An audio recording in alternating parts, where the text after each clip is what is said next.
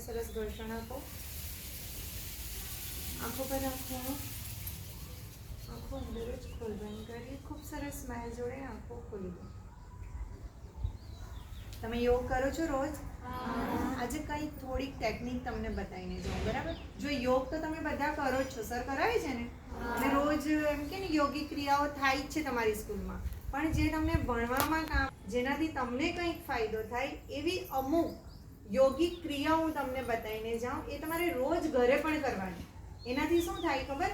તમારો કોન્ફિડન્સ વધશે, memory power વધશે. બધાને પર્સન્ટેજ સારા લાવે છે ને, સારું ભણીને આગળ જવું છે ને.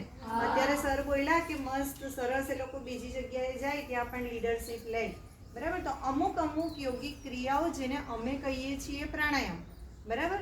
પણ એ બાળકો માટે એક યોગિક ક્રિયા ને જોડે જોડે એમનું બ્રેઇન ડેવલપમેન્ટ, કોન્ફિડન્સ લેવલ વધારે, એ બધું એમાં થઈ જાય. ઓકે, તો આપણે એવું કંઈક કરીએ જે યોગ તમે હંમેશા કરો છો ને એનાથી કંઈક થોડું હટકે. ઓકે, તો સિંહ જાણો છો? સિંહ કેવો હોય? એનો અવાજ કેવો હોય? તો તમારે બધાએ સિંહની ગર્જના કરવાની છે, બરાબર? એના ફાયદો હું તમને કહેતી જઈશ પછી. ઓકે, પણ જે લોકો સિંહ જેવો અવાજ કરે અને રોજ એવી રીતે 5 વાર અવાજ કરે તે લોકોનો કોન્ફિડન્સ લેવલ બહુ વધે, બરાબર? તો ત્યાં સુધી કરવાનું છે કે તમારી ટંગ પૂરેપૂરી બહાર આવી જાય, કે પૂરેપૂરું અહીંયા ખેંચાણ આવે. ઓકે, તો કઈ રીતે? બંને હાથને આમ લઈ લો, આ સિંહના પંજા. ઓકે, હું અહીંયાથી કઈ શ્વાસ ભરો, 1 2 3 3 બોલીશ ને ત્યાં સુધી તમારે શ્વાસ ભરવાનો છે.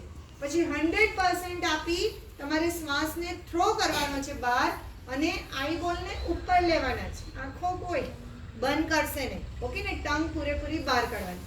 એકવાર કરીને બતાવું, તમે જોજો. ઓકે, પછી આપણે 3 રાઉન્ડ કરીશું. ઓકે, જો હું શ્વાસ ભરું છું 3 કાઉન્ટિંગ પર.